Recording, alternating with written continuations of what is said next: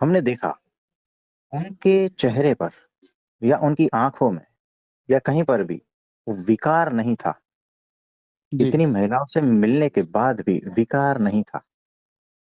और ना ही किसी भी महिला जो भक्त थे वहां पर, उसके चेहरे पे या आंखों में कहीं पर भी हमने विकार नहीं देखे। भी ठिकाना नहीं रहा। और हम ये प्रत्यक्ष देख रहे थे कि वहां पर तो ऐसी कोई बात ही नहीं थी।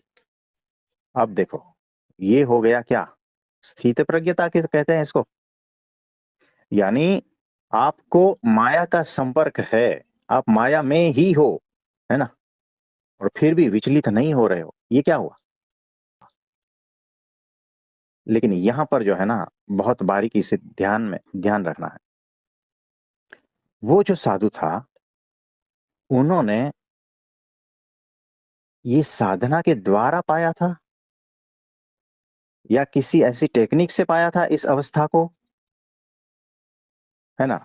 ये भी हो सकता है, क्योंकि वो बड़े जो है ना साधक होते हैं, वो बड़ी साधनाएं करते हैं, तपस्या करते हैं जी। इस चीज को कंट्रोल करने के लिए। ऐसा हो सकता है आप भी इस तरह से अपनी वृत्तियों को कंट्रोल कर सकते हो, है ना।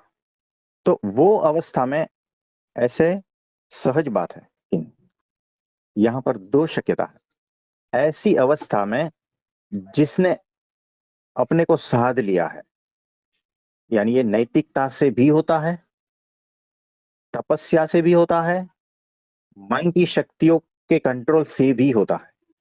दूसरी बात, अगर मैं इस शरीर में मौजूद नहीं हूं, यानी शरीर में तो हूं लेकिन मौजूद नहीं हूं, यानी कि मेरा ध्यान वहां पर नहीं है और मेरा ध्यान कहीं और जगह पे है, तो भी ये क्या है। तो वैसा भी हो सकता है ना कि मैं कहीं और जगह पे खोया हूं, इसीलिए प्रेजेंट मोमेंट में नहीं हूं, इसीलिए प्रेजेंट मोमेंट की कोई भी प्रतिक्रिया होती नहीं है, उठती नहीं है। आप समझे? अब देखो यहां पर दो शक्यता है। कहीं और जगह पर मौजूद हूं, यानी कोई ऐसी घटना है या कोई ऐसे विचार है जो यूं ही चलते रहते हैं। आप समझ रहे हो ना, कहीं खोए हुए हैं। तो वैसी कंडीशन में भी तो विकार नहीं आते, क्योंकि आप कहीं और खोए हुए हो।